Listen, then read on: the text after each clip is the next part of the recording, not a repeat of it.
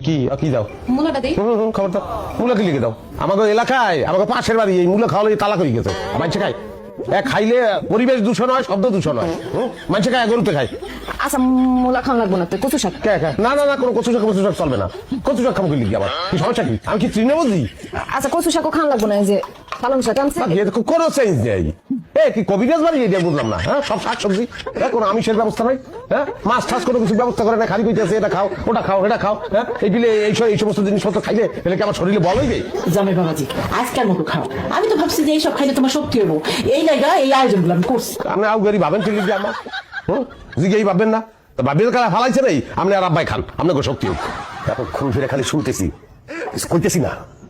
ভাব খানা নবাব আইছে বাংলার নবাব এতই যদি নবাবি নিজে বাজার করে আনলেই তো পারবো নবাবে কোনোদিন বাজারে গেছে সিরাজদুল্লাহ বাজারে গেছে না টিপু সুলতান মাছ বাজারে গেছে কোন আপনি ইতিহাস না জানিয়ে কথা বললে এইরকমই হয়